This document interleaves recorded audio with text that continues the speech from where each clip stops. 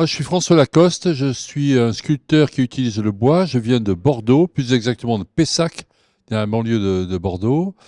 Et voilà, moi, je fais des créations depuis plusieurs années, avec plaisir. Voilà, je suis dans une démarche où j'essaie de faire des sculptures qui me ressemblent. C'est-à-dire que je suis quelqu'un qui aime bien l'humour. Et donc, mes sculptures ont toujours un côté humoristique, d'une certaine manière. Mais ce qui n'empêche que j'aime beaucoup, je suis un amoureux du travail du bois. J'aime bien cette matière pour ses capacités plastiques. Et donc, voilà. Donc, je travaille toujours dans un travail de recherche, d'expérimentation. Et je fais une douzaine d'œuvres par an parce que c'est un travail qui est long, minutieux. Je travaille à l'établi, je prends beaucoup de temps. Et voilà le travail que je peux faire. Et ça va de grosses pièces et les plus petites. J'ai tendance à prendre évidemment le bois, je viens d'en parler.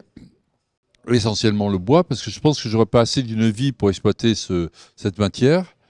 Donc je choisis des bois plutôt clairs. Ce sont souvent des résineux, par exemple le pin sylvestre, également du frêne, parce que ce sont des bois, des matières qui n'ont pas trop de personnalité. Par exemple, moi je pourrais pas travailler l'olivier qui s'impose à nous dans son veinage.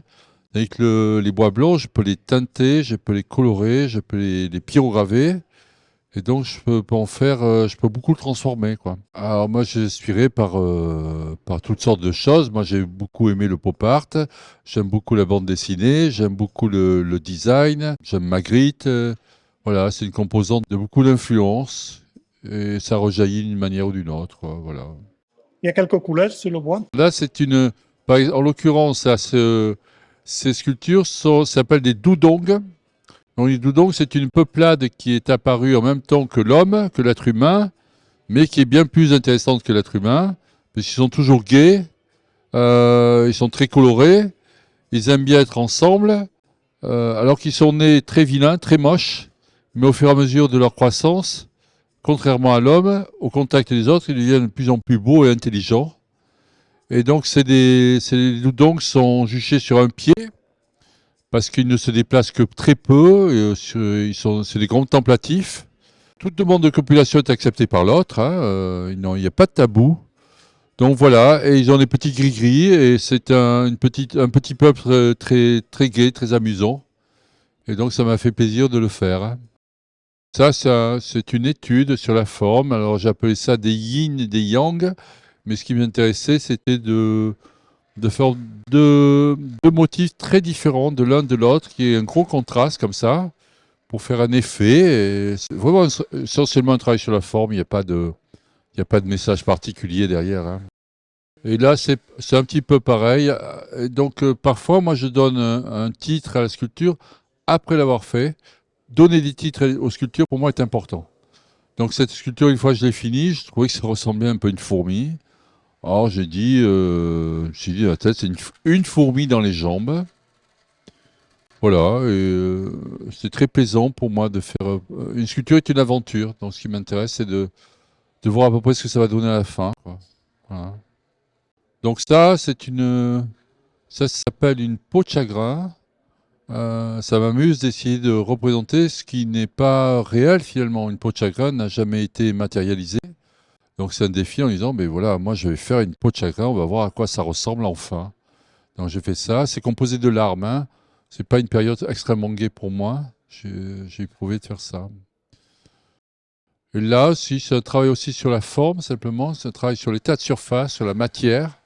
Là, ça m'intéresse. Faire une sorte d'état de surface qui fait qu'on ne sait plus très bien si c'est du bois ou non. Et puis après, il y a un message, il y a une phrase qui se déroule comme ça, qui descend, que j'ai plus en tête et qui continue.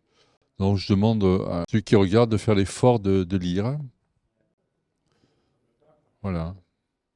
Mais ça va être difficilement déchiffrable, je pense, en fait. Ça, c'est moi aussi, hein, le citron, hein, d'ailleurs.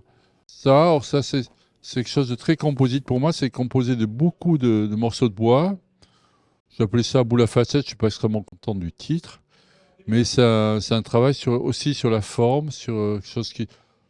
Un côté extrêmement végétal, comme ça. Penser du corail. Oui, un peu aussi, ça peut être ça. Donc, mais plus il y a d'interprétation sur ce que je fais, moi plus j'aime bien ça, quoi. Je trouve ça sympa, quoi. Voilà, ça s'appelle tentative de fécondation, donc c'est un peu humoristique.